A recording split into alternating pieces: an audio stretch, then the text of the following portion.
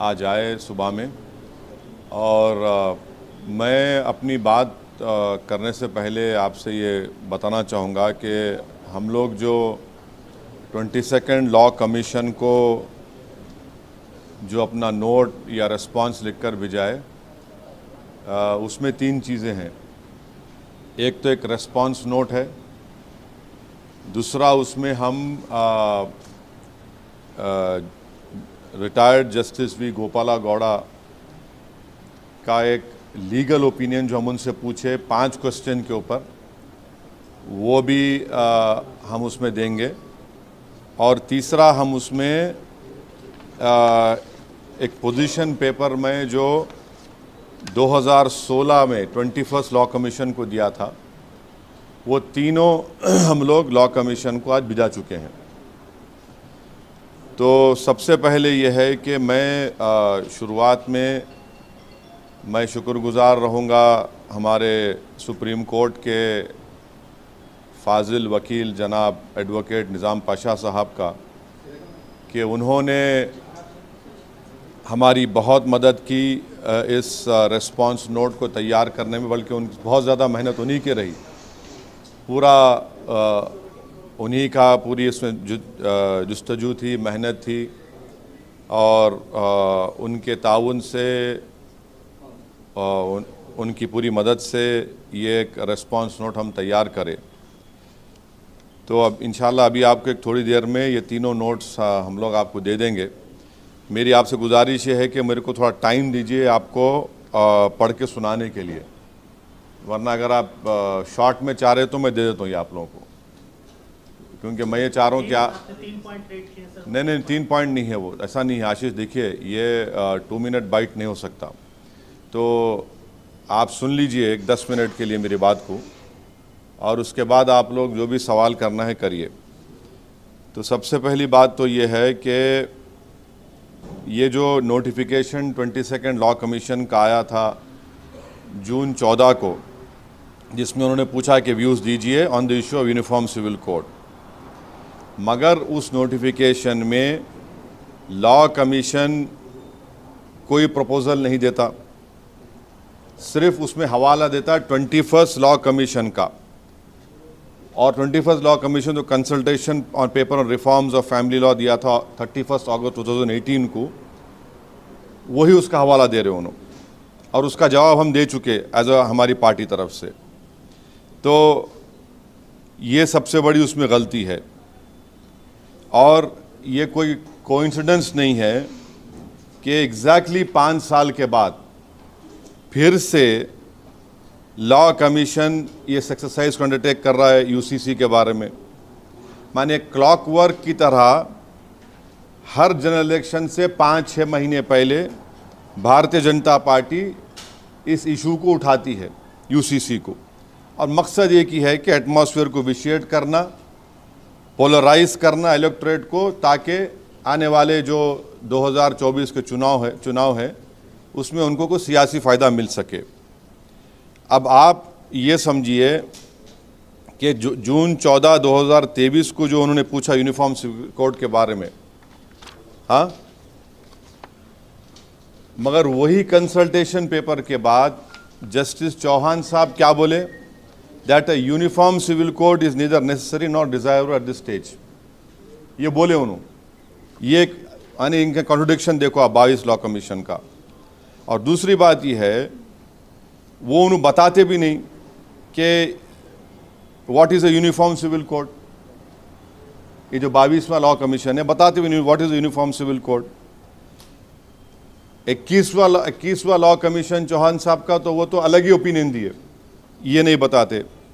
अब आप आ जाइए कॉन्स्टिट्यूएंट असेंबली के डिबेट्स के ऊपर, जिसमें इसमें एक साफ तौर से कहा गया था बाबा साहेब अम्बेडकर के बारे में, अम्बेडकर ने कहा था, मैं आपको पढ़ के सुनाता हूँ।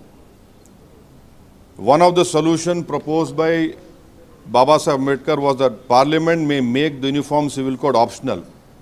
It will be available to persons who wish to opt out of their personal laws. Dr. Ambedkar further assured the members of Constituent Assembly that Therefore, no one need to be apprehensive of the fact that if the state has the power, the state will immediately proceed to execute or enforce that power in a manner that may be found to be objectionable by the Muslims or by Christians or by any other community in India. We must all remember, including members of Muslim community who have spoken on the subject, though no one can appreciate their feelings very well, that sovereignty is always limited, no matter even if you assert that it is unlimited, because sovereignty in the exercise of that power must reconcile with itself the sentiments of different communities. अब important सुनिए आप, no government can exercise its power in such a manner as to provoke the Muslim community to rise in rebellion. I think it would be a mad government if it did so, but that is a matter which relates to exercise of power and not to the power itself. So, इससे it is clear from the text of Article 44 itself, as the debates in Constituent Assembly, that UCC was contemplated an exercise that involved disruption and upheaval to yield one size fits all. And therefore, notes of caution were sounded, including the need for it to temper with optionality. ये एक है.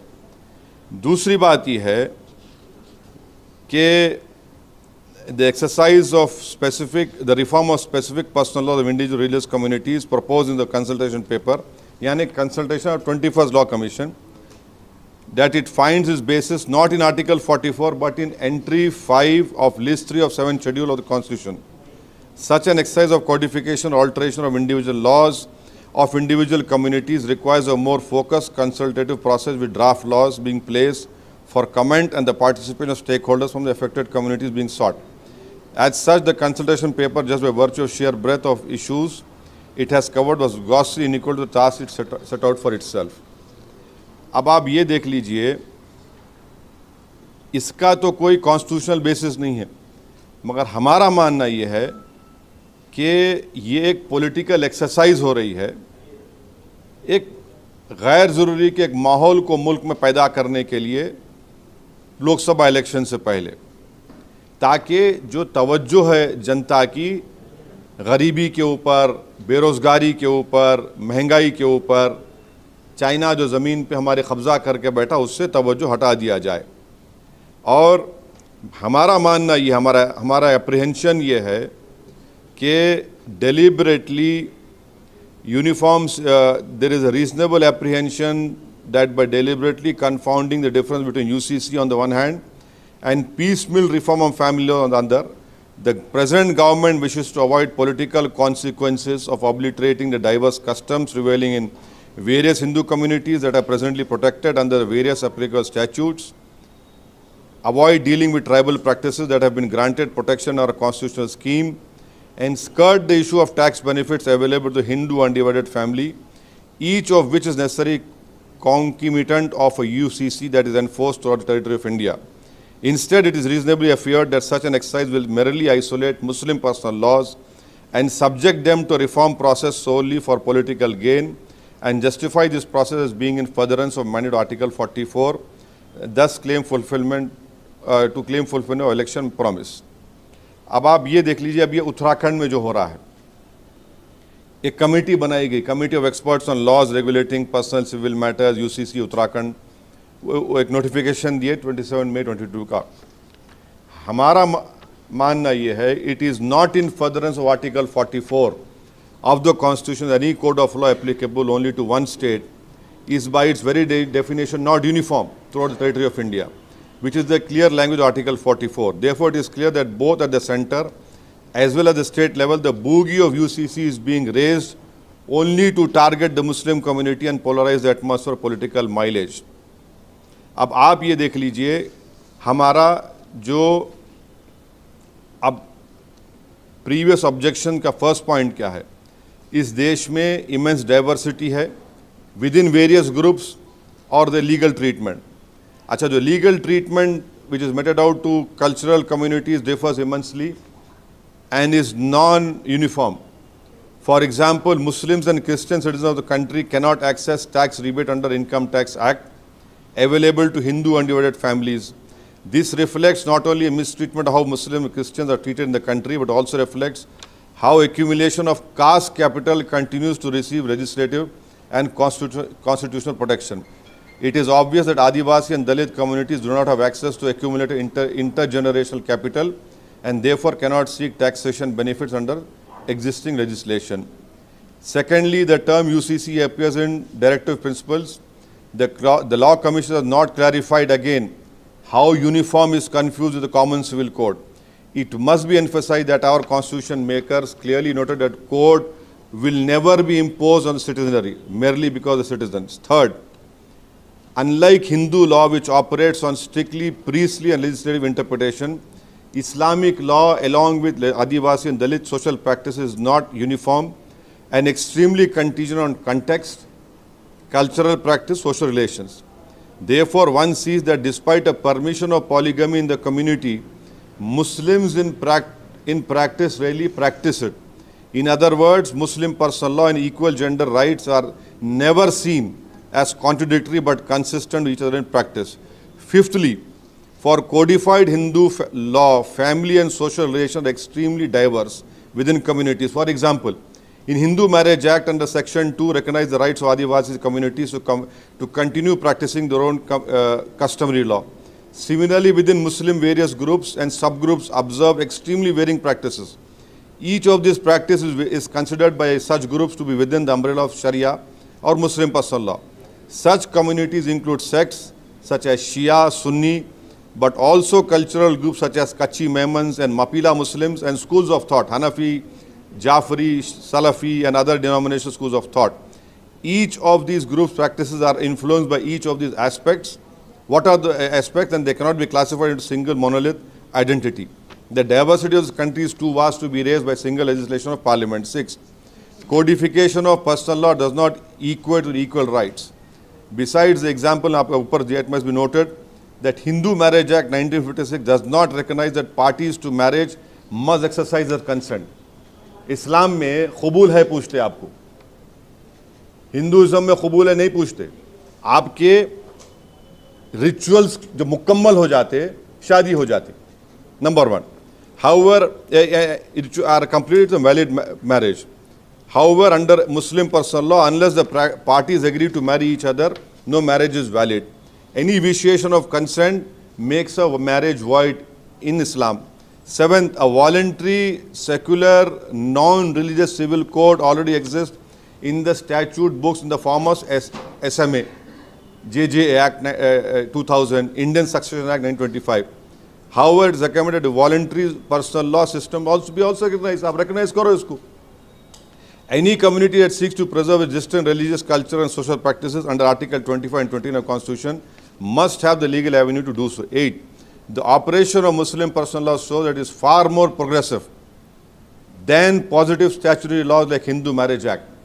In awarding maintenance and ensuring social care of women, relevant studies show that women received a significant better deal under Muslim personal law than under laws.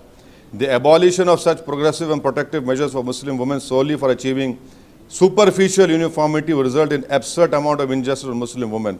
Finally, the impact of abolishing personal and customary laws will not only be felt by Muslim communities in the country, but will also harm constitutional protection guaranteed to citizens of the country.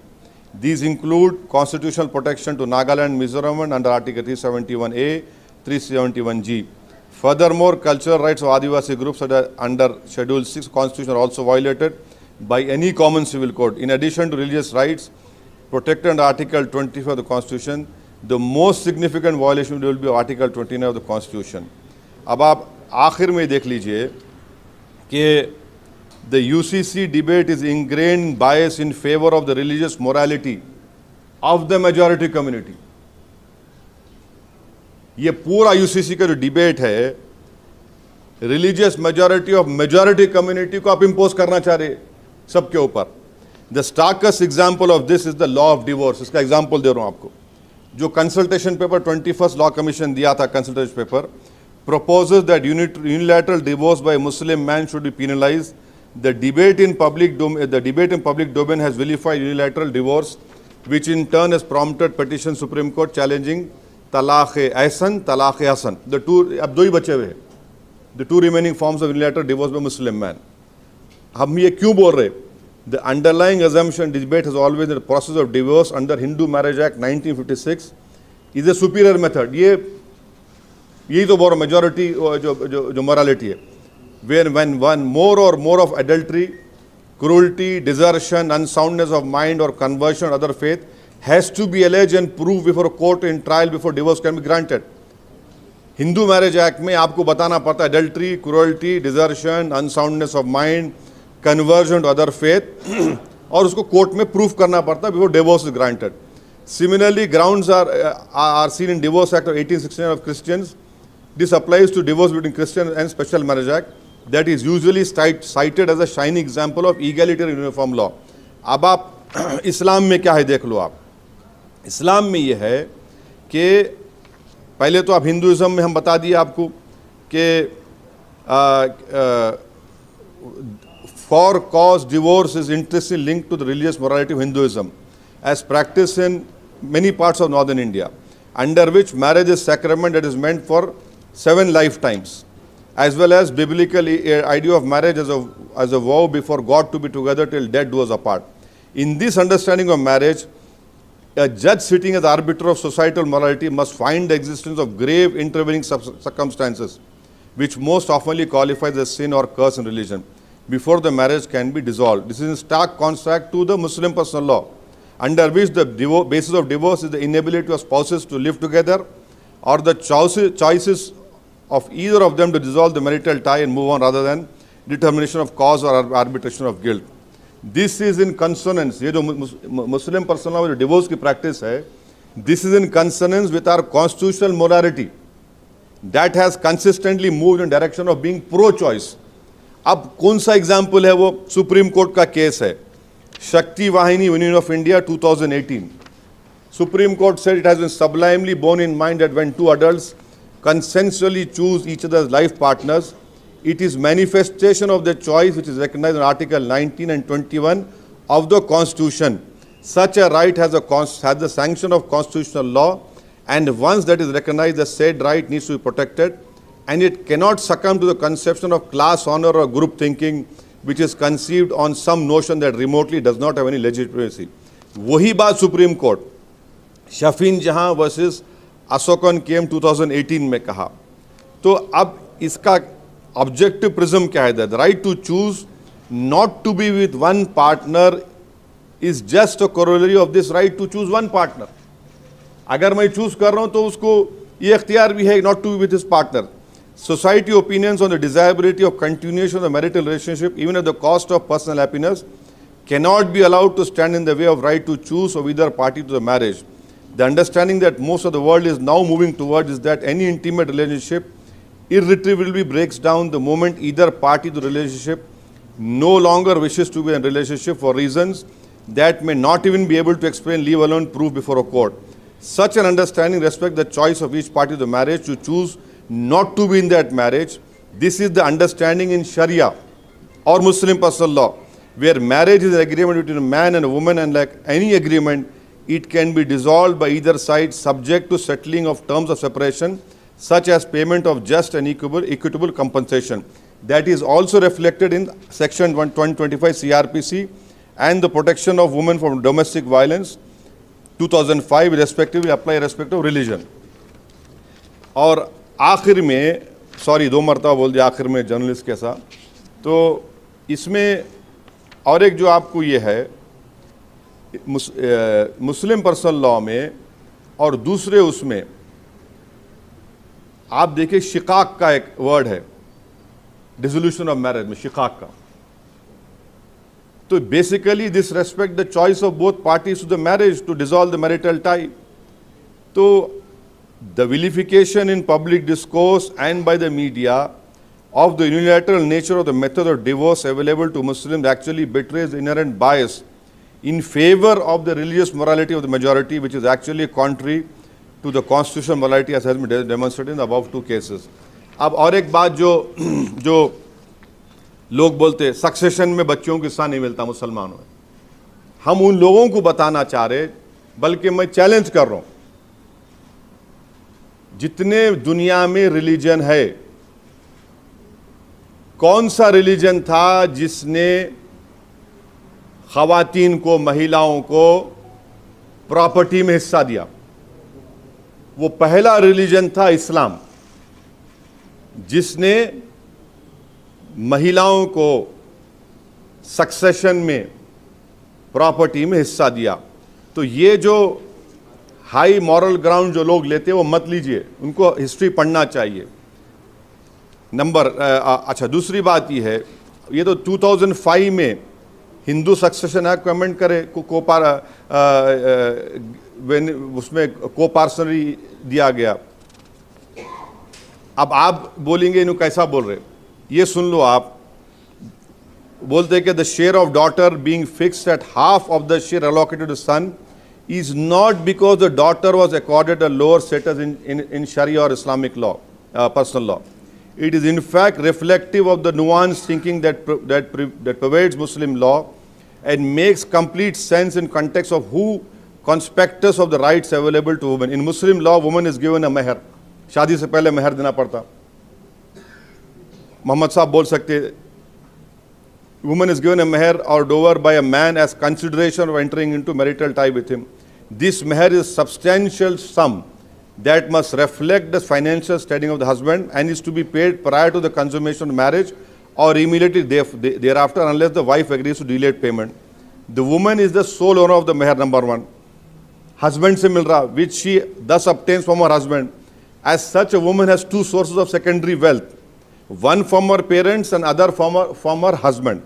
As opposed to this, a man had only one source of secondary wealth. माने एक आदमी को inheritance from his parents and was required to incur the significant expenditure of having to pay his wife meher in order to get married. Therefore, equity demanded that shares of the son and daughter in the inheritance be fixed accordingly so as to do justice to both. इस्लाम में husband के ऊपर जिम्मेदारी बीवी की है, बच्चों की है, उसके माँ बाप की है। बीवी अगर काम करती है, ऐसा कोई मुस्लिम जर्नलिस्ट है या लॉयर है, डॉक्टर है, उन्हों जो कमाते वो उनकी प्रॉपर्टी है, उसमें हस्बैंड का कोई शेयर नहीं है। ये बात आपको समझ, ये जो बार बार प्रोपेगेंडा करते ये झूठ है, ये सच्चाई है। अच्छा, अब जरा मैं जो बोल रहा हूं जरा तकलीफ हो जाएंगी बहुत से जो लोग इस पे चिढ़ते ये सक्सेशन के ऊपर। This distribution appears to be inequitable when seen from prism of the Hindu understanding of distribution of property only because of perception bias. Women in Hindu society historically didn't get this right. वहाँ कन्यादान होता था, अभी भी होता। A part of family wealth had to be given as dowry to the husband as consideration for accepting the daughter. Number one, इसको कोई deny नहीं कर सकता। This dowry was given to the husband family and such did not add to the woman's individual wealth that she controlled. अगर आप dowry दे रहे तो बच्ची को नहीं मिल रहा, वो तो दूल्हे मियाँ को मिल रहा। यहाँ पे क्या हो रहा, दूल्हे मियाँ उल्टा दे रहे। In this model, the man has two sources of secondary wealth, one from his in-laws and other by of inheritance from his parents, while the woman has only one by of inheritance from her parents. In this context, fixing equal shares of the son and daughter in the inheritance may appear to be more equitable. However, even this appearance of equity is misleading. Despite the Dowry Prohibition Act 1961, the practice of dowry continues unabated in India. Each family exceeds its means in giving dowry to the husband family in marriage, both because it is seen as a reflection of status as well as because otherwise it may become ground for harassment of the daughter. After having transferred a considerable portion of their wealth in terms of money, jewelry and movable property to the husband family, to give an equal portion of inheritance to the daughters grossly skews the balance in favor of daughter and makes the distribution inequitable. The immediate consequence of this is that each family must then look to recoup this lost family wealth by demanding it from the family their son marries into, which makes dowry a self-perpetuating social evil. Once again, our constitution has taught us equality does not mean distribution of equal shares to all, but involves a more nuanced understanding of differences and allocating shares that are equitable on a more holistic view of how different individuals are differently placed. Therefore, Muslim law of succession is in fact more equitable given the complete paradigm of personal law that it sits within. And if we don't ask the majority to abandon their customary laws in favor of this more equitable system, we should at least demand and expect that Muslim law be spared the majority's clamor for uniformity. Conclusion में हमारे note में ये है, we urge the Honorable Commission to not to allow itself to be made a tool for political propaganda simply on account of the approaching election and drop this enterprise. However, if this Honorable Commission wishes to proceed with exercise, it must do so with seriousness and meaningful way, explaining what it means by Uniform Civil Code and placing a concrete proposal for public comment, giving adequate time for stakeholders to respond. Our country comprises of communities that are diverse and far removed. Adivasis of Madhya Pradesh, Bodos of Assam, Madigas of Andhra Pradesh, Telangana, Siddhi Muslims, Kachi Memons, Gujar Bakrawals of J&K. Our constitution gives each of them right to conserve their way of life and recognize their personal laws and customs. I would urge this Honorable Commission to recognize this legislating away personal laws to follow such unclear goal of uniformity will mean that it will undo the gains made under 73 years of working of our Constitution, where each of these personal laws have been refined by constitutional courts. Before concluding, I would reiterate that any attempt to creating a mandatory UCC today will go against Article 19, 25 and 29 of the Constitution of India and undermine the intent and purpose of founders of Article 44 itself. अब justice V Gopala Gowda साहब को हम 4 question पूछे। Number 1 query था, time बचाने के लिए मैं आपको आप खुद पढ़ लो वो 4 क्वेरीज क्या थे। एक था, what is the scope of article 44 of constitution of India and whether the parliament in exercise of legislative power under relevant entry number 5 of concurrent list of seven schedule of the constitution can bring reforms of personal laws be justified though the said article has a specific limit ambit. तो ऐसे ही हम लोग second question query पूछे थे, whether codifying certain aspects of personal laws of certain communities on the basis of proposed law commission consultation paper and concern of article 44 and same are violation of fundamental rights guaranteed under article 25 and 29. Third हमारा query था, whether codifying personal laws under the guise of Article 44 would not impact the pluralism within these minority groups, religious groups such as Sikhs, Buddhists and Jains, who are governed by provision in Hindu law. Fourth, whether Uniform Civil Code as contemplated under Article 44 of the Constitution of India would not adversely impact the legal status of Hindu undivided family as provided in Hindu law. Fifth, whether the statutory enactment of Uniform Civil Code by Uttarakhand state in exercise of legislative power would not be contrary to Article 44 of the Constitution of India as it has jurisdiction throughout the territory of India. तो ये पहले last question जो है ना, आप उसको पहले ले लेते हैं, जो उत्तराखंड का आजकल बहुत वो चल रहा है। Honourable justice we Gopala Gowda retired साहब क्या बोल रहे, can a state make a law, state माने state government, make a law on UCC.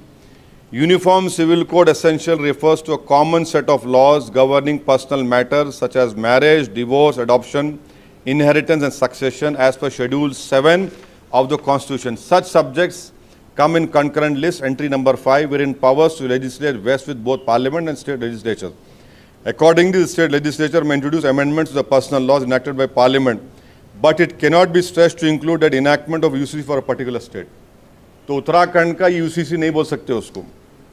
If Uttarakhand or any state government brings any such legislation, it will require presidential assent under Article 254 of the Constitution of India.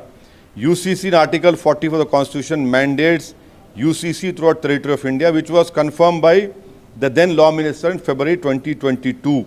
This constitutional position is further confirmed by the manifestos released by political parties. For instance, UCC was a part of a manifesto of 2009 general elections, but was not specifically highlighted in the manifesto of the party of Uttarakhand Assembly elections. Therefore, I am of the view that Uttarakhand state government enacting the statutory enactment Uniform Civil Code is not sustainable in law. ये अब आपको जो 4 queries जो हम पूछे थे उसमें से इम्पोर्टेंट मैं आपको बता देना चाह रहा हूँ, जिसमें गोपाला गौड़ा साहब वही बात बोले जो हम अपने नोट में दिए कि बाबा साहब अम्बेडकर क्या बोले थे आर्टिकल जब ये आर्टिकल 44 आर्टिकल 35 था, डिबेट हो रही थी। फिर उन्होंने ये भी उसमें लिखे अपने ओपिनियन में, Shri BN Rao, the constitutional adviser to the constituent assembly, stated Directive principles are intended as moral precepts for the authorities of the state. They have at least an educative value. The great jurist Sir Ivor Jennings thought they were only pious aspirations. Here, Justice V. Gopalagowda said the idea to adopt one code for all personal laws was considered antagonistic to the Article 19, that is at present Article 25. Secondly, उन्होंने ये भी बोले, several articles, Article 15(1), 16, 25, 26, and 29 are embedded in the Constitution with clear intention to protect religious freedom and customary rights. Likewise, Article 26b of Constitution ensures the freedom to manage the affairs of religion. Article 29 defines the right to conserve a distinctive culture. और important point जो honourable justice we गोपालागौड़ा साहब हमारे legal opinion में ये भी दिए,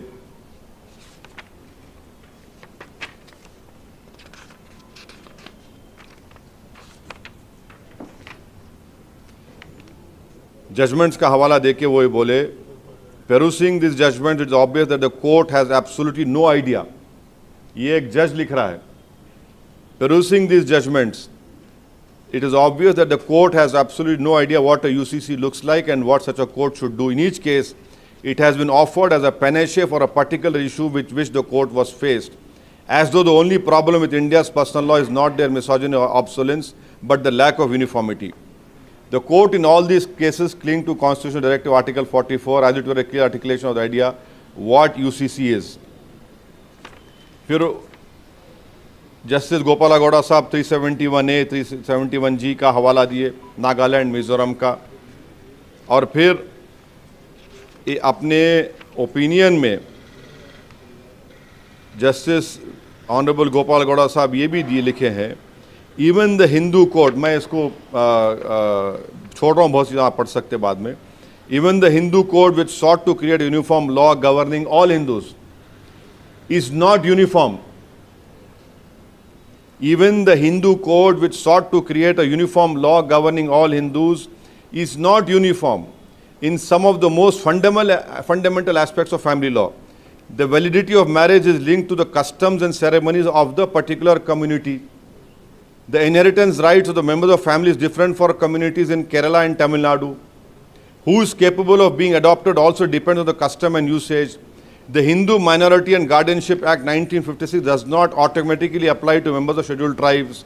The claim that since Hindus, अब जो claim करते ये UCC होना बोल के, the claim that since Hindus are governed by uniform law, why not everyone else falls flat? Why not everyone else जो बोलते, it falls flat at the very first step.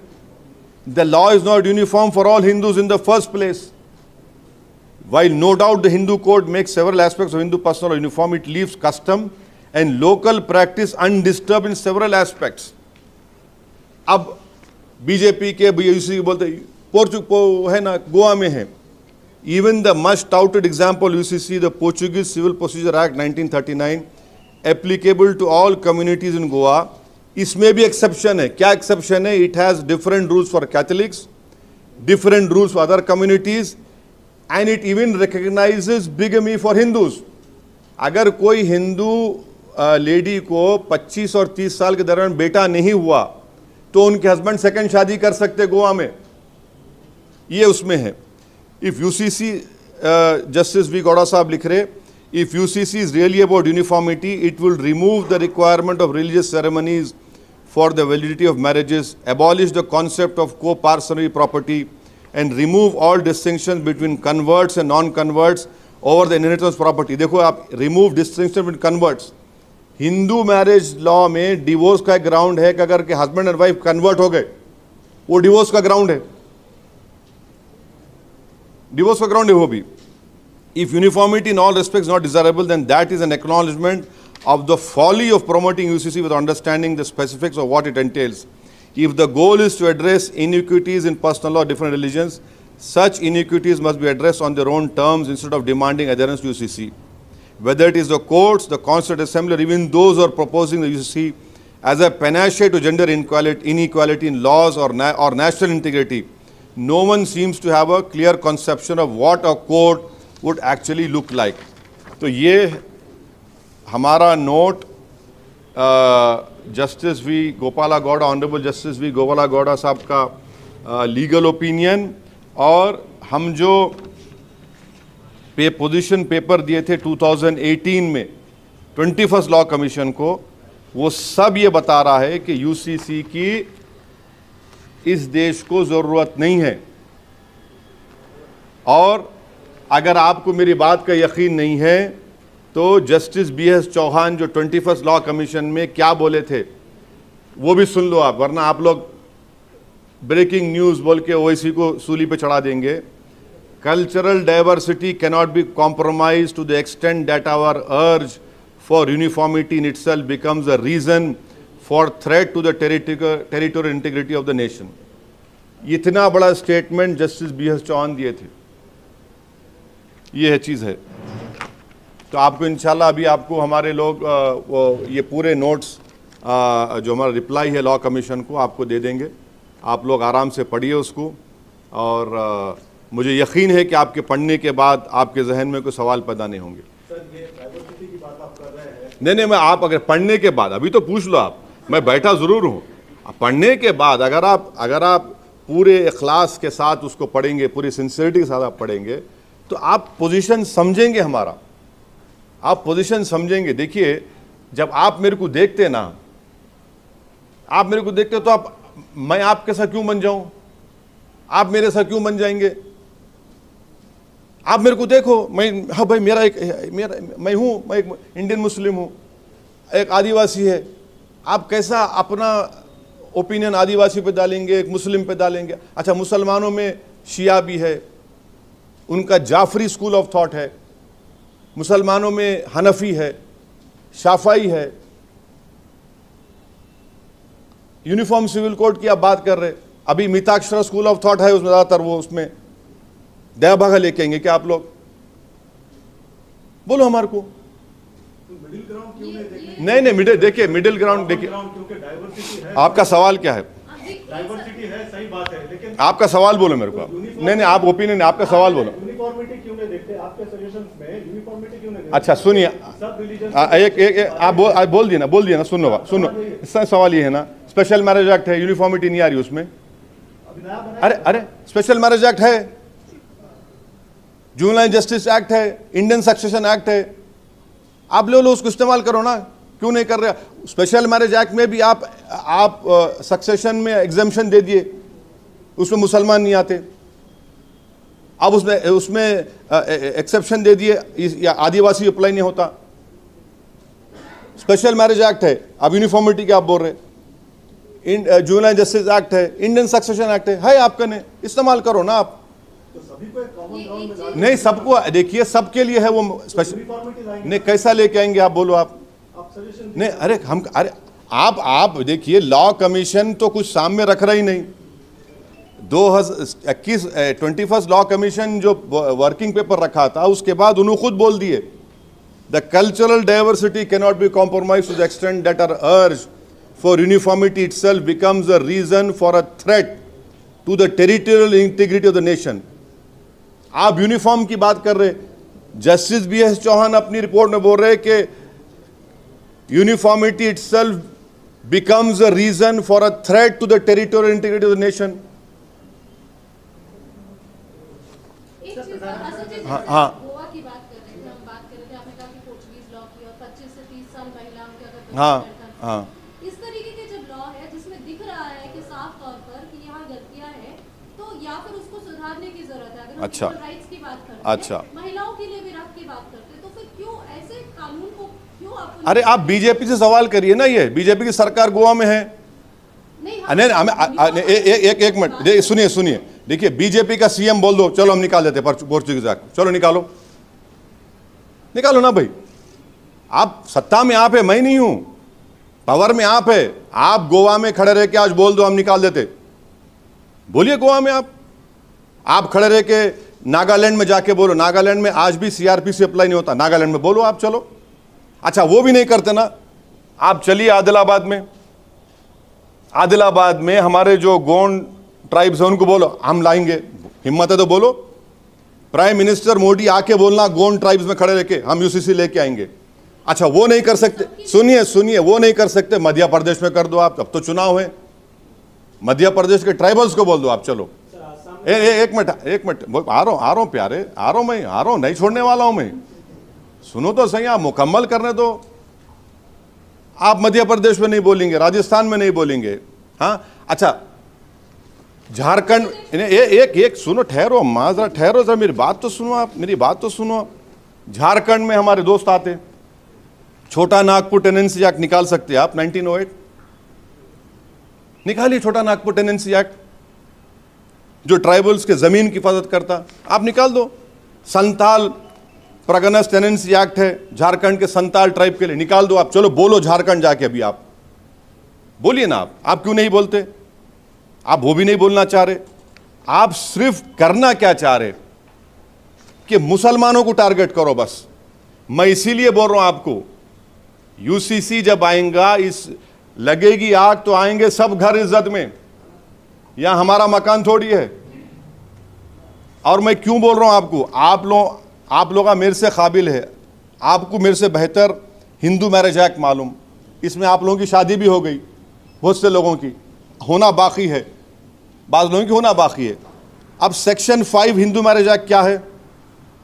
इसमें marriage is not permitted between parties who are sapindas, वालिद की तरफ से 7, mummy की तरफ से 5, मगर उसमें क्या करे, there is an exception carved out if there is a custom or usage. ये क्या बात है भाई? अब ये चले जाएंगे ना, फिर यूसीसी आया तो रहता क्या, बोलो आप, नहीं रहता ये। फिर आप आ जाइए section 7 ceremonies of Hindu marriage, this section allows marriage of Hindus to be solemnised in accordance with the customary rites and ceremony of marrying of the marrying parties, वे भी चले जाता। सेक्शन 22 चले जाता। आप देखते जाओ, इसमें बहुत सी चीज़ें हैं। हिंदू सक्सेशन एक्ट है, उसमें सेक्शन 5 आप देख लीजिए, सेक्शन 6 है, ये बहुत सी चीज़ें हैं। अच्छा और एक चीज़, हमारे तमिलनाडु के कोई है यहाँ पे, तमिलनाडु के नहीं, तमिलनाडु में Hindu marriage act, Tamil Nadu amendment act 1967 applicable only to Tamil Nadu, ये भी चले जाएगा। बहुत सी चीज़ें हैं। आप लोग देखिए, आप लोगों को हम ये बोलना चाह रहे, यूनिफॉर्मिटी और कॉमन लॉ में फर्क है। बाबा साहब अंबेडकर क्या बोले, इसको मैंडेटरी मत बनाओ, ऑप्शनल बनाओ। पढ़ो आप डिबेट्स को, वो बीजेपी पढ़ना नहीं चाहती उन चीजों को। केरला के गवर्नर आरिफ मोहम्मद खान का कहना है कि यूसीसी का मतलब न्याय की समानता है। मैं राजनीतिक देखिए, गवर्नर उनको गवर्नर रह के एक गवर्नमेंट की तायद नहीं करनी चाहिए, उनको गवर्नरशिप से रिजाइन करके ऑफिशियली बीजेपी का खंडवा पहन के बीजेपी की बात करो। आप गवर्नर रह के ये सब आप बातें, आपको अगर गवर्नमेंट का स्टैंड सपोर्ट करना है प्राइम मिनिस्टर का, तो आप रिजाइन कर दो गवर्नरशिप से, आप बीजेपी के मेंबर बन जाइए और बोलिए सब बातें।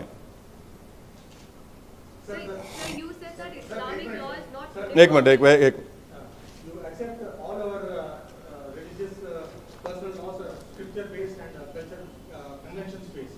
I don't know. One minute. I have not understood. What do you mean? I accept. No. You tell me. What do you rephrase that question? Please rephrase that question. Don't make me accept which I don't accept. Okay. एक minute उनको मैं बोल।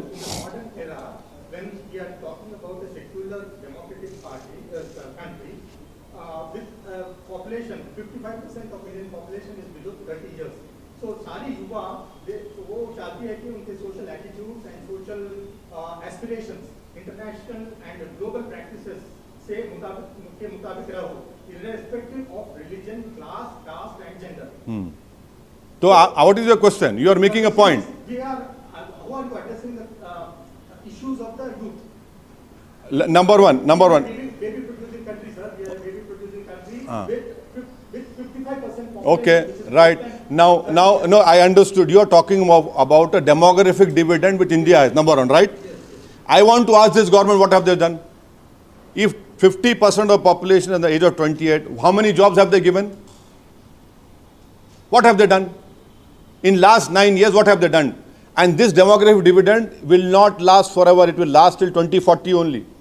No other country in the world has a demographic dividend. And how do you take forward this demographic dividend and turning it India into superpower is by you giving them jobs. And do you know that in the government of India data says, which came out recently, that in 2021, 180,000 Muslims are missing from higher education. Who's responsible for that? Please tell me. Various states, and the only state where the rate has not dropped is Telangana. What has this government done? You have stopped the fellowship of Maulana Azad to minorities, which includes Muslims in that. You have restricted pre-matric scholarship. Every empirical data says that the dropout happens at the primary level. You have stopped giving scholarship. And thirdly, country like Singapore and Israel, their law accepts Muslim personal law. For Israeli Muslim citizens, Muslim personal law is there. In Singapore, Muslim personal law is there. This argument of a Prime Minister or BJP, do Qanun. I happened to study in England, fortunately. And I have a degree to show. Wherein in Scotland has a different CRPC, England has a different criminal procedure. US, every state has different laws. Our country has different laws. Different laws are there every state का हर जगह पर है. UP में तो अब आया ना anticipatory bell का, पहले तो था भी नहीं वो. So it is the responsibility of the government to look at this demographic dividend. But why do you want to finish off this pluralism? That is my concern. नहीं एक मिनट इसको बोल. Sir, with regards to any religion, it's not perfect. And you've said that, I may have missed a word here, but Islamic law is not uniform, context-based and culture-based, and you've used another word that I've missed. What I want to ask you is... Just hold on.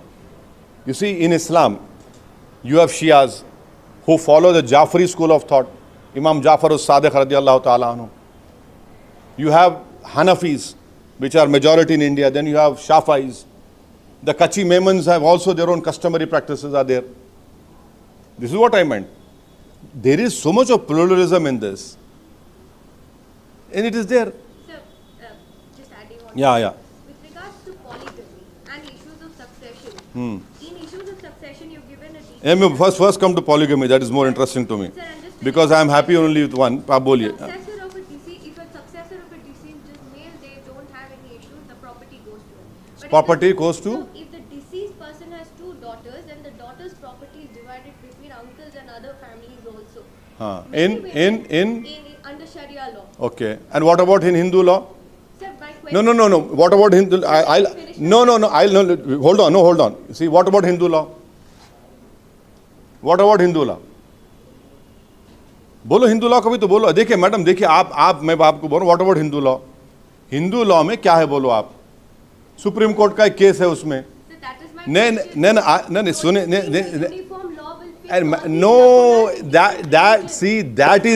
that you are deliberately missing one point. I am not attributing motives to you. You are protected under customs as a Hindu to do what you want to do. That is what I am saying. आपको protection है custom का. मैं ये बोल रहा हूं कि मैं आपको 1-2 दिन में एक चार्ट बना के आप सबको देता हूं कि मुस्लिम महिलाओं को कितने प्रॉपर्टी के शेयर्स मिलते. सबसे ज्यादा शेयर मिलता मुस्लिम महिलाओं को, 10 जगहों से मिलता. 10 जगहों से मिलता. ये आप एक एग्जाम्पल दे रहे. अरे उसका क्या वजह है आपको बता रहा हूं मैं. उसकी वजह क्या है आपको बता दूंगा मैं. 10 मैं अनफॉर्चुनेटली मैं देर हो गई मेरे को रात में. मैं आपको कल ही देता हूँ मना कि आज शाम तक देता हूँ. आप देख लो, देख के फिर आप क्योंकि आपके सर्वे में आप करें वो सब चीज़ें हो. नहीं ठीक है, नहीं ठीक. वो आपको 10 जगहों से मुस्लिम महिलाओं को प्रॉपर्टी का शेयर मिलता. उसमें है चीज़ें ये. केरला में हाल ही में couple they converted to a different Hinduism, in fact, to secure the future of their daughters. Otherwise, the property will brother now or the sisters. Do you think that, and it's not just, my question is not just pertaining to Islam, even with Hindus or any kind of religion, there are these aspects which are controversial.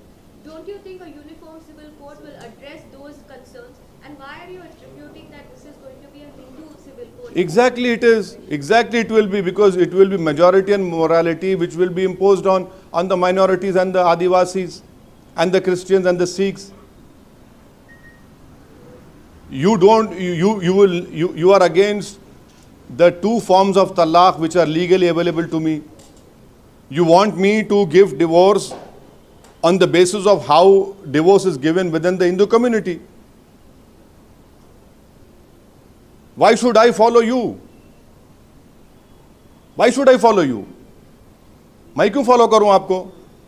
आपका तरीका क्यों अपनाऊं मैं? आपको पूरी इजाजत है आपका तरीका डिवोर्स का, आप करिए। आप मेरे को क्यों बोल रहे हैं आप?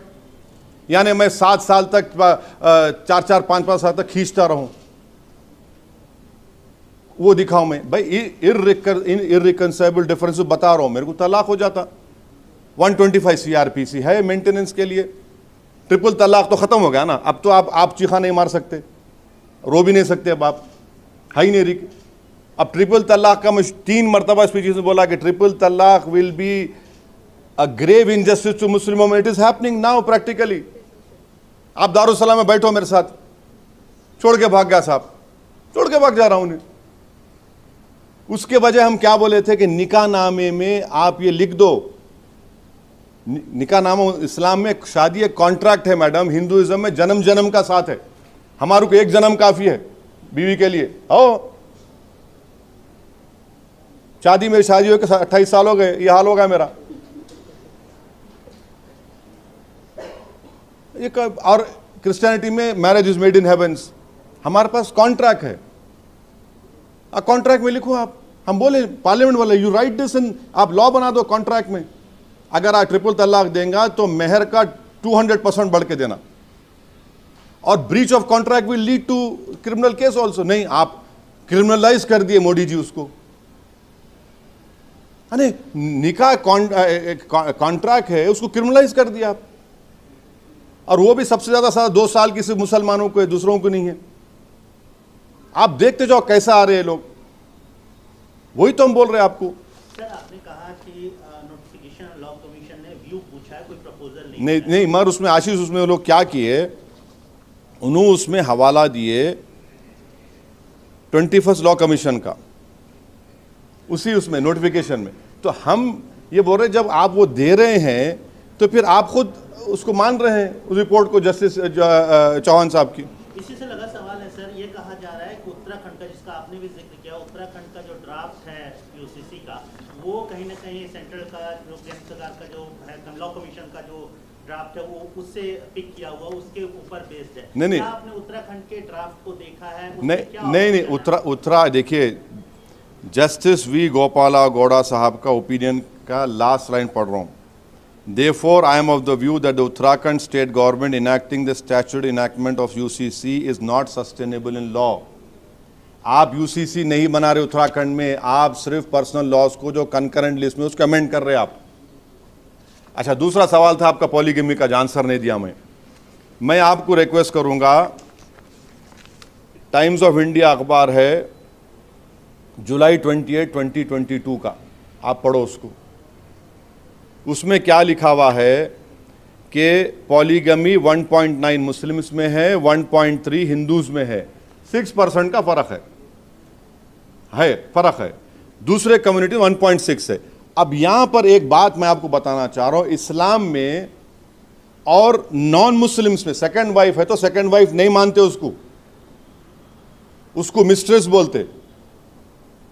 इस्लाम में सेकंड वाइफ है और उसको राइट टू मेंटेनेंस मिलता, अलग घर मिलता। दूसरे आप सेकंड वाइफ रख रहे, उन्होंने आपके वाइफ नहीं है, उन्हें मिस्ट्रेस है। तीसरी बात, अभी सुप्रीम कोर्ट ये डिसाइड करने वाला है कि शादी मर्द में हो सकती है, औरत में हो सकती है क्या? सुप्रीम कोर्ट अभी डिसाइड करने वाला है वेदर एक मर्द दूसरे मर्द से शादी कर सकता क्या, एक औरत दूसरे औरत से शादी कर सकती क्या, अभी सुप्रीम कोर्ट डिसाइड करने वाला है। चौथी बात यह है, आप लिव इन रिलेशनशिप को लीगल कर दिए ना, लिव इन रिलेशनशिप को लीगल कर दिया आप। जब वो लीगल कर दिया फिर इसके पीछे क्यों पड़े हुए भाई आप? यानी अगर उन्हें शादी कर लिया, फर्ज करिए, मगर बोलता मैं लिव इन रिलेशनशिप करूंगा, मुर्गी कैसे चोंच चोंच मारते रहता हर जगह पे उन्हें, वो मर्द वो भाई आप शादी कर लिए ना, लिव इन रिलेशनशिप में हूं मैं, आप अलाउ कर दिए, आप अलाउ कर दिए उसको। ये तो आप लीगली आपको व्यू पॉइंट बोल रहा हूं मैं, आप पॉलीगमी बोलते हैं। नॉर्थ ईस्ट में पॉलीएंड्री है, सुप्रीम कोर्ट में केस भी है। क्या पॉलीएंड्री क्या है? एक औरत 4-4, 3-3 मर्द से शादी करती। यह है कल्चर का हिस्सा है उनके। आप ऐसा शॉक मत हो जाइए, ये उनके कल्चर का हिस्सा है, पॉलीएंड्री है उसमें। अब टीवी पे बैठने वाले मुसलमान 4 शादियां, अरे क्या पॉलीएंड्री के बारे में बोलो, ये है, ये हिस्सा है, ये भारत का कल्चर है, ये ट्राइब्स का कल्चर है ये। और नॉर्थ ईस्ट में आप प्रॉपर्टी का बोले, आप ये बात क्यों नहीं पूछते मेरे से? नॉर्थ ईस्ट में एक ट्राइब में सबसे छोटी बेटी को बाप की पूरी जायदाद मिलती। अब क्या हुआ बोलिए उसका? सबसे छोटी बेटी को डिफरेंट। यही तो भारत की खूबसूरती है। आज इंडिया में ट्राइबल्स की आबादी 2011 में 9 करोड़ बताए थे, अब कम से कम 11.5 करोड़ की आबादी है। आप करना क्या चाह रहे हैं इस देश में? करना क्या चाह रहे हैं बीजेपी इस देश में? नहीं, कैसा लाएंगे आप? उनको एक ऑब्सेशन है, 1 नेशन 1 इलेक्शन, 1 नेशन 1 टैक्स। अब तो मोदी जी बोल दिए 1 नेशन 1 फर्टिलाइजर। अब क्या बात है, फर्टिलाइजर हो सकता है क्या पूरे इंडिया में? अच्छा, और एक चीज आप लोगों को बता रहा हूं, आप कानून बना दिए ना, अब आप ये बताइए कि 9 मिलियन गर्ल्स आर मिसिंग 2000 से 2019 तक। 9 million girls are missing in India from 2000 2019। हम फीमेल इन्फेंटिसाइड का कानून बना दिए। 86% उसमें किसके है बोलो आप? किसके? मुसलमानों के है क्या? बोलिए ना। हम जो यूसीसी की बात करते, जो महिलाओं की मोहब्बत की बात करते, बोलो फिर। ये 9 मिलियन यानी करीब करीब उत्तराखंड की आबादी हो जाती, मिसिंग है। देख लिए बच्ची है, निकाल दो पेट से। सर आपने अभी एक डेलीगेशन हाँ, आसाम के चीफ मिनिस्टर अगर बिल इंट्रोड्यूस करेंगे तो उन्होंने आसाम के ट्राइबल पे लागू करेंगे। आसाम के चीफ मिनिस्टर जो जितने ट्राइबल्स हैं आसाम में उन पे लागू करेंगे। पॉलीएंड्री को निकाल देंगे उन्होंने। देखिए उनका क्या, देखिए वो लोग आज सिर्फ एक आंख से देख रहे बस, और उस आंख में क्या हेट्रेड भरी हुई मुसलमानों के आस्ते, उस आंख में हेट्रेड भरी हुई मुसलमानों के आस्ते। आप आसाम के ट्राइब्स पे लागू करेंगे क्या लॉ? बताओ आपको। आप आसाम के बोडोस पे लागू करेंगे क्या कानून? वो हमारे को बताओ भाई आप। नहीं, अरे आप बोलिए ना। आप सिर्फ मुसलमान को दिखा रहे, आप बोलिए पूरे आसाम में बोडोस पे लागू होगा, जितने गारोज है, ट्राइब्स है, उन पे सब पे लागू होगा। बोलो आप, हम बोलना बोलिए। आप एक मणिपुर में, मणिपुर जल रहा, प्राइम मिनिस्टर नाम नहीं ले सकते उसका। 300 चर्चेस को जला दिए वहां पर मणिपुर में।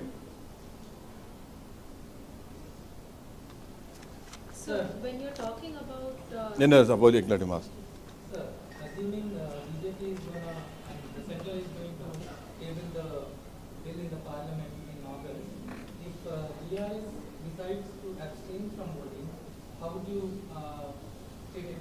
You see, I cannot answer for any other political party. We have met the Honorable Chief Minister, a delegation comprising of the members of Muslim Personal Law Board, members of Telangana, and the religious organization heads of Telangana had met the Honorable Chief Minister, Janab K. Chandrasekhar Rao. He categorically told us, and subsequently the CMO has issued a press notification also, which you have carried, wherein the Chief Minister had told his delegation that we will oppose the Uniform Civil Code. I don't know what strategy they will adopt. I cannot speak for what strategy TRS party will adopt, but I hope and I have faith in what the Chief Minister has told us, that they will oppose the UCC. Sir, related question. Go ahead. One last. Irrespective of religion, India is following the common criminal law. So people ask why can't the common civil code be? No, you don't follow common criminal law. No, you don't. You don't. I'm sorry, sir. You are being misinformed. The state government has various amendments to CRPC. No. How can that be common? Many amendments are there to CRPC. State governments have made amendments to CRPC. One amendment which might be there in one state might not be there in another state. So how can it call? No. How can you call it common? IPC is common. No, sir. You cannot run criminal procedure only based on IPC. You have to have CRPC also, na. It's only procedure. No. See, that is what I'm saying. You use this argument of procedure, and you use this argument as a Hindu to protect your customs in every law. What is this? You have to understand that procedure and everything, when it comes together, you implement the CRP, you implement the criminal law. CRPC amendment आप हर जगह कर रहे, आप कर रहे नहीं कर रहे? रिलेटेड क्वेश्चन सर, उन्होंने बीआरएस का जिक्र किया। कांग्रेस ने अभी तक यूसीसी पे अपना रुख साफ नहीं किया। इनके नेता का कहना है कि पहले सरकार के ड्राफ्ट को देखेंगे, उसके बाद तय करेंगे पार्टी का रुख क्या है। कांग्रेस एक मेजर अपोजिशन पार्टी है, वो इस पर इसका स्टैंड जो है क्लियर नहीं है, इसको कैसे देखते हैं? अब क्लियर नहीं है तो फिर अच्छा पैगाम दे रहे आप देश को कि आप क्लियर नहीं है। आप क्लियर नहीं है, अच्छा पैगाम दे रहे आप पूरे आदिवासियों को, क्रिश्चियंस को, जैन्स को, बुद्धिस्ट को, मुस्लिम्स को अच्छा पैगाम दे रहे हैं। हम क्लियर नहीं है भाई, हम खुद कंफ्यूजन में हैं। ऑल्सो सर, अपोजिशन यूनिटी की मीटिंग हो रही है क्या? अब उस पर आशीष पे बात होनी चाहिए। अपोजिशन देखिए अपोजिशन यूनिटी की मीटिंग पे मेरे को मत बोलिए, क्योंकि मैं अनटचेबल हूँ उन लोगों के लिए। अब वो लोग बात करेंगे नहीं करेंगे ये उनके ऊपर मुनस्सिर है, मगर हम बताना ये चाह रहे कि हमारे लिए ये एक इशू है। आप तमाम को अपना अपना स्टैंड क्लियर करने की ज़रूरत है। ये ऐसा नहीं होता कि running with hare and hunting with hounds नहीं कर सकते आप। बस मैं बैठा आराम से, एक के बाद एक आने रही पूछो। आप आर्टिकल 44 की जिक्र करें sir, which is a directive principle of state policy and UCC is included in that. Are you seeking amendment of that? No, I am not seeking any amendment in that. It is there. But why are we forgetting? What about those other 19 directive principles? Why don't you impose a ban on alcohol? Please do it. Please do it. It is part of directive principle. Please ensure that the wealth of this country is divided equally. Our wealth is now 50%, if I am not wrong, wealth is with 15-20 individuals. That is also part of directive principle. There are so many directive principles. Why don't you implement that? Why don't you implement that? Why only you're fixed on 144? There are other directive principles. Where is your love for constitution? So your love for constitution is limited to one Article 44. And moreover, please understand, you cannot use Article 44 to take away my fundamental right. That is Article 25, 26 and 29. These are fundamental rights. I have a fundamental right to practice my religion. I have a fundamental right to practice my culture. I have a fundamental right to manage the affairs of my religion. How can you take away that?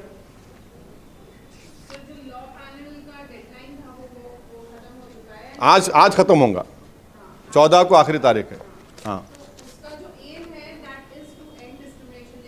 क्या ये नहीं M नहीं है उसका M क्या है? आप बोलता हूँ आपको, they have solicited views and ideas from public on the issue of UCC. खत्म, उतना ही है। अब उसमें अनेरी आप समझिए इस बात को, जो 14 जून को they have asked solicited views and ideas on the issue of UCC. उसमें क्या बोल रहे दे the notification of law commission, सुनिए आप, does not put forth any proposal for comment but merely refers back to the prior notification of 21st law commission including particular consultation paper on reforms of August 31, 2018. उसका तो हम response दे दिए, कुछ भी नहीं है उसमें, आप दो खाली तो दे रहे, आप बना के देना था हमारे को, ये है ये कुछ भी नहीं है. So when you talk about the Hindu marriage, हाँ? when you talk about Hindu Marriage Act or several other acts, हाँ. do you believe, bringing about UCC will bring about a loophole yet again for the minorities, for the service of the minorities? Now, Anand Marriage Act amendment was made in 2012, which amended the Anand Marriage Act of 1909. This amendment was introduced and as special and specific act to register marriage for Sikhs only. If UCC comes, this will go away. This act specifically recognizes Anand Karaj, the ritual of Sikhs, and allows for registration of marriages under the said act. चले जाएंगे वो. That is why the Shurumani Gurdwara Pradbandhak Committee, I am thankful to them that they oppose UCC. Delhi Chief Minister initially supported, but his own Chief Minister of Punjab said no, no, no. जो पंजाब के शाही इमाम हैं, उन्होंने कहा कि इस पर बेमतलब का जो है इस पर बात हो रही है, अभी तक तो ड्राफ्ट ही नहीं बना है, इस पर क्यों इतना? नहीं, शाही इमाम साहब काबिल आदमी हैं, वो अपनी बात कर सकेंगे, उनको एक नाकाबिल आदमी को क्यों चाहिए राय? अभी ड्राफ्ट ही नहीं आया. अरे भाई मैडम, उनकी राय है, हम रिस्पेक्ट करते, उन काबिल आदमी है, बहुत काबिल आदमी है, वो अपनी राय रख सकते हैं, वो उसमें क्या है?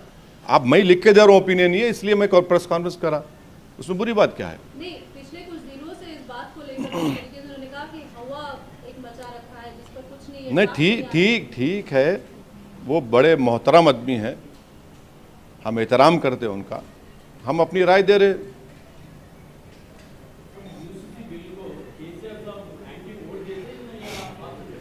हाँ, मैं क्या हूँ अभी, मेरा आइडेंटिटी क्या है अभी यहाँ पे? नहीं, आप सुनो, आप सुनिए, मैं ऑल इंडिया मजलिस इत्तेहादुल मुस्लिमीन का एक जिम्मेदार हूँ, MP हूँ, मैं अपनी पार्टी की बात कर सकता हूँ. KCR साहब मुस्लिम डेलीगेशन को ये एश्योरेंस दिए हैं कि वो UCC की मुखालिफत करेंगे,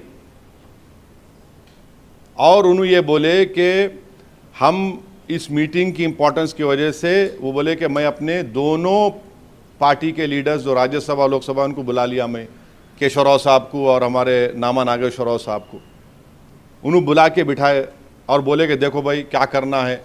थर्डली KCR ये भी बोले कि मैं लाइक माइंडेड पार्टी से भी बात करूंगा,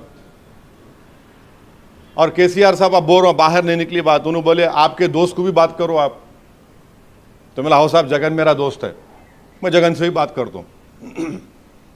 ऐसे बोले आपके जाके मिलता हूँ मैं, मेरे को बोले खाना लंच को असद भाई लंच करके बात करेंगे. मैं बहुत दिन से बोल रहे हूँ, अनफॉर्चुनेटली उनकी मसरूफियत मेरी मसरूफियत की वजह से नहीं जा सक रहा हूँ, बट मैं हमारे उनके पार्टी के MP मिथुन रेड्डी साहब से बात किया, मैं उनको कन्वे किया, मैं मिथुन रेड्डी साहब के सर आप प्लीज़ आपके लीडर को बोलो आप. उन्होंने बोले बिल्कुल ओवैसी साहब हम हमारे लीडर को बोलेंगे. तो ये मीटिंग में ये हुआ. अब आप लोग इतना why are you jumping the gun, माने क्यों आप लोग इतना परे वो हो जा रहे हो? क्या करते उस दिन?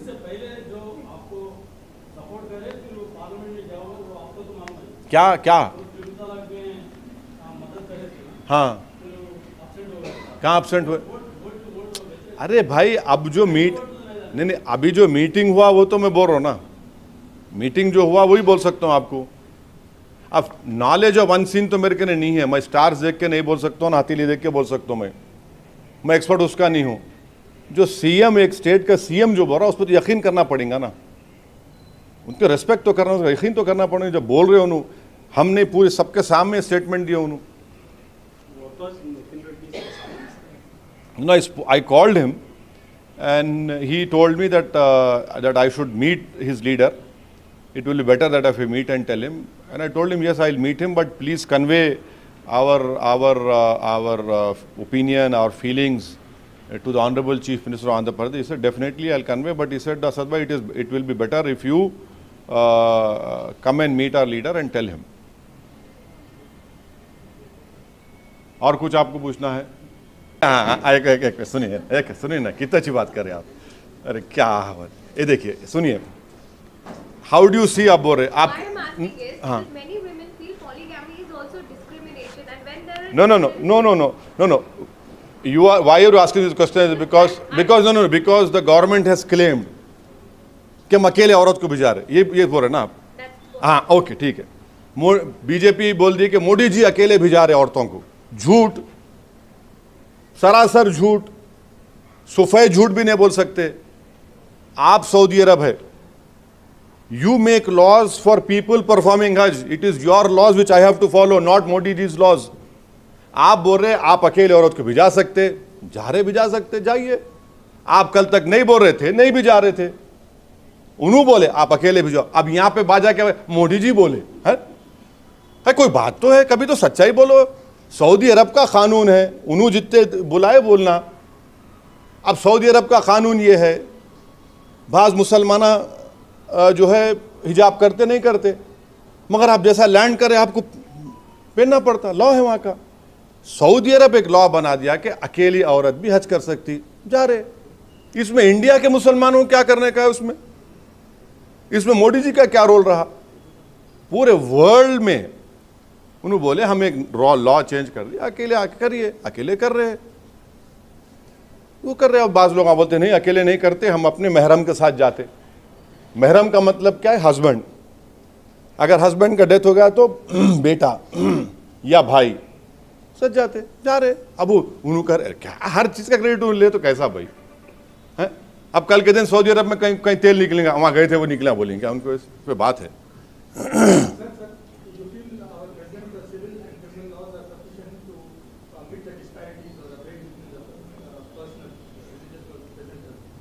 Our civil and criminal laws are come again, sir. I didn't hear. Are they sufficient to address the aberrations or disparities in the present plural system of? See, to answer your question, I have given you an example of how we have a law against child marriage. But 86% of child marriages happen in non-Muslim communities. We have a law. We have a law against female infanticide, but I have given you a figure of 2000 from 2019. 9 million girls are missing. We have a law. One must understand that you have again made a law on criminalizing triple talaq. Laws cannot bring societal reform. What we require is reform within the society. You have laws against beating someone. You have laws that you cannot commit a crime on tribals. What we see in Madhya Pradesh is that one upper caste Hindu was urinating on a tribal. You have laws. Reform has to happen. You have laws that people, dignity, right to dignity is a fundamental right. But you, day in, day out, we had seen a video that one Muslim was made to lick a feet of a person who was beating him black and blue. It is not the laws. How do we change as human beings? Yes, we require laws, but what about the change that should be brought in? You have laws on murder and kidnapping, but Nasir and Junaid were picked up and burned alive. So don't assume that laws will get you desired result. It is a society which needs to be transformed, reformed. How do you change? And that change should happen from within. Laws है आपको, बना रहे laws आप. अच्छा, laws के implementation में क्या हो रहा बोलो आप. अब आप देखो कि laws है आपके पास. एक मुसलमान कई केसेस है 9 साल 10 साल जेल में रहते हो यूएपीए में, चाहे कांग्रेस गवर्नमेंट हो या बीजेपी करो, 10 साल के बाद बरी हो जाते. लॉज है. Who will give back those 9 years, 10 years which a Muslim youth has lost?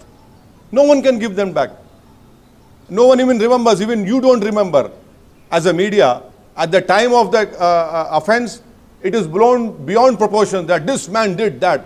He is exonerated after 9 years. No one carries, not even a single, कहीं तो भी छोटा न्यूज आइटम आता.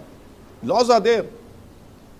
The law should be implemented irrespective of what he is there or not there. You see, lastly, to answer your question, you have laws against every crime, but it is not implemented uniformity. Criminal laws are not implemented uniformly. They are implemented selectively against Muslims and Dalits. Uniformity उसमें लेके आओ ना, laws में. आप नहीं लेके आते, आप कुछ नहीं लेके आते. अब हमारे पे जो गाड़ी पे गोली चलाए उनकी बेल हो गई, अपील गवर्नमेंट करना, अक्यूज करना. मेरे पे गोली चलाए, बेल मिल गई, और उसकी अपील कौन करना? नहीं करना, मेरे को करना पड़ा सुप्रीम कोर्ट जाके. यही तो बोल रहा हूं, जो लॉज है उसका आप सेलेक्टिव इंप्लीमेंटेशन कर रहे. तो इसलिए सिर्फ 44 का इस्तेमाल क्यों कर रहे हैं मुसलमानों को देखने. मगर आप ये नहीं समझ रहे कि मुसलमान नहीं है यहाँ पर, आप हमारे हिंदू भाइयों को भी तकलीफ होंगी, आदिवासी भाइयों को होंगी, ट्राइबल्स को होंगी, सबको होंगी. जो दयाबागा या मिताक्षर स्कूल ऑफ थॉट वाले हैं उनको भी परेशान होना पड़ेगा, सिखों को परेशान होना पड़ेगा.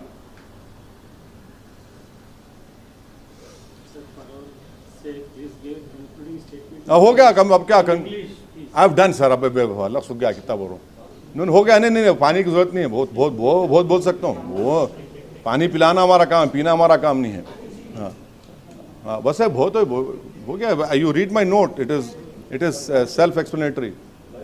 हाँ, लाइव कैसा वो जुम्मा है. रिलीजियस टेक्स्ट में ये लिखा हुआ है कुरान करीम में कि आप 4 कर सकते, मगर एक आपके लिए अच्छा है, आप इंसाफ करो, जस्टिस करो बोल के आया कुरान में. और जस्टिस करना बहुत मुश्किल है इंसान के लिए, बहुत मुश्किल है. और देयर इज हदीस, अगर कोई आदमी 2 बीवी शादी करता या और उसके अच्छा इक्वल बर्ताव नहीं करता तो स्ट्रिक्टेस्ट पनिशमेंट है on the day of judgement. Prophet Mohammed सल्लल्लाहु अलैहि वसल्लम फरमाए कि वो आदमी जो दुनिया में अपनी 2 बीवियों से इंसाफ नहीं करेगा, on the day of judgment, when Allah subhanahu wa ta'ala will be judging our deeds, he will be giving, उस दिन वो आदमी will come with his half body, वो अपने आधे धड़ से रेंगते हुए आएगा और लोग बोलेंगे वो आदमी है जो अपनी बीवी से इंसाफ नहीं करता था. स्ट्रिक्टेस्ट पनिशमेंट है. मगर एट द सेम टाइम अगर सेकंड मैरिज करते तो मुस्लिम पर्सनल में बीवी है, मैरिज है, उन्होंने वाइफ है, उन्होंने मिस्ट्रेस नहीं है, उनको इस सोसाइटी में इज्जत मिल रही कि ये औरत बीवी है. अब आप मेरे को बोलो कि किसी को बीवी बोलना अच्छा है या मिस्ट्रेस बोलना अच्छा है? मैरिज, हाँ, वो तो रिकॉग्निशन है ही नहीं. अरे मैडम, मगर आपको मैं हवाला दे रहा हूँ ना, हमारे हिंदू भाई में 1.3% में हिंदू सेकंड वाइफ है. अच्छा, अभी तो सुप्रीम कोर्ट तय करेगा मैरिज बायोलॉजिकल मैन और बायोलॉजिकल मैन में हो सकती क्या, बायोलॉजिकल वुमेन या बायोलॉजिकल वुमेन हो सकती क्या, वो सुप्रीम कोर्ट तय करेगा अभी. और अब आप लिव इन रिलेशनशिप अलाउड कर दिए. बाबा साहब अम्बेडकर लॉ माने उसको, शरीयत एप्लीकेशन एक्ट 1937 को, नेहरू माने, के मुंशी माने, सरदार पटेल माने. आप जब उस जमाने में इसको लॉ माने आप, यानी अगर आप देखा जाए तो क्या नरेंद्र मोदी के मुंशी से बड़े हैं? नहीं है ना. वो लोग लॉ माने उसको. कॉन्स्टिट्यूंट असेंबली के जो हमारे फोर फादर्स दोनों माने उसको लॉ. आज आप बोल रहे नहीं उसको हम कुछ करेंगे. और प्राइम मिनिस्टर बोलते वो इस्लामिक कंट्री. अरे कहा मेरे क्या करने का है भाई, ये मोनार्की है, वो मोनार्की है, वो बादशाहत है वहां पे. वो कंट्री में ऐसा होगा, हाथ काटते क्या, चोरी का कानून हाथ काटते क्या आप? वो बात ही नहीं है ना.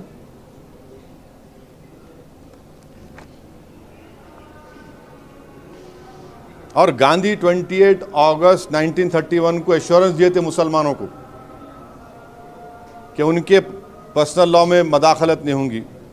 कांग्रेस अक्टूबर 1937 को बोली थी ये बात, और नेहरू अप्रैल 6, 1937 को ये बात बोले थे. कांग्रेस पार्टी को याद रखना चाहिए चीजों को.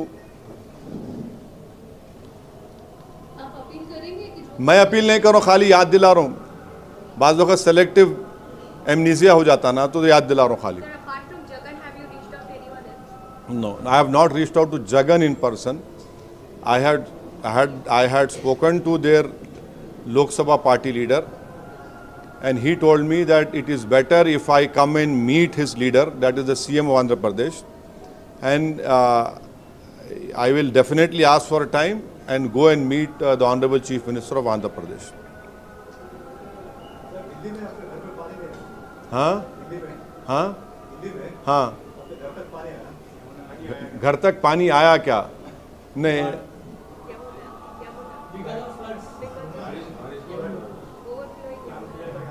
अब मैं क्या बोलूँ इसके ऊपर। हमारे को चप्पलों से मार रहे, हमारे गाय के नाम पे काट दे रहे, आप मेरे को पूछ रहे घर में पानी आया नहीं आया, डुबा के मार दे रहे, बा पानी आया क्या नहीं आया पूछ रहे आप। क्या बोलना आपको भाई? दिल्ली आप रेगुलर जाते हैं कई सालों से, तो पानी की हालत मालूम? नहीं, अभी मेरे को तो नहीं मालूम नहीं क्या है। बुरा हाल है, मगर बहुत बुरा हाल है। उससे बुरा हाल तो हिमाचल में है। हिमाचल में बहुत बुरा हाल है, इतने लोग मरे वहाँ पर, बहुत अफसोस की बात है।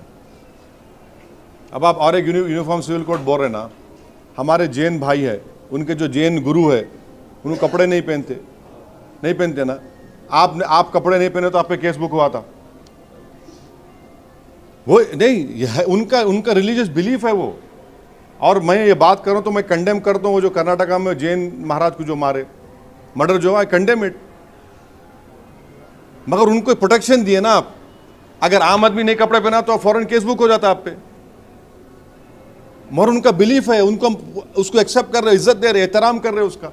यही तो भारत की खूबसूरती है।